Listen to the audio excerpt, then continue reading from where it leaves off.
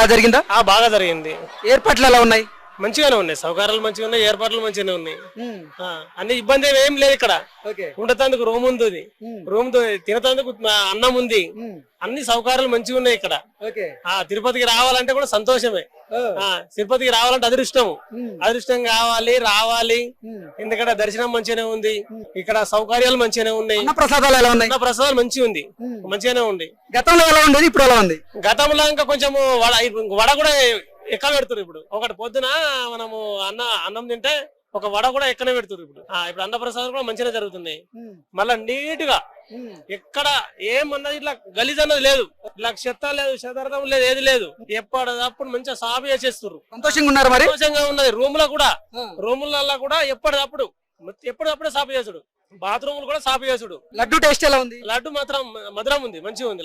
లడ్డు చిన్న లడ్డు ఉంది, పెద్ద లడ్డు కూడా ఉంది, 100 రూపాయలది.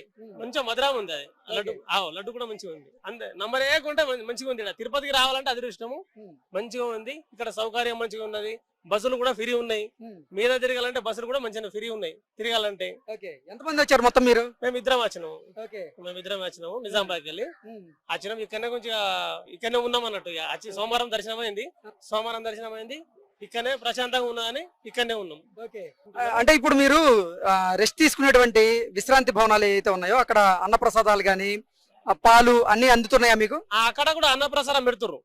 అక్కడ మన రూములు ఉన్నాయి కదా, అక్కడ కూడా అన్నప్రసాదం పెడుతుర్రు. అక్కడ పెడుతుర్రు, ఇక్కడ పెడుతుర్రు. 3-4 జాల ఎక్కడంటే అక్కడ పెడుతురు అన్నప్రసాదం.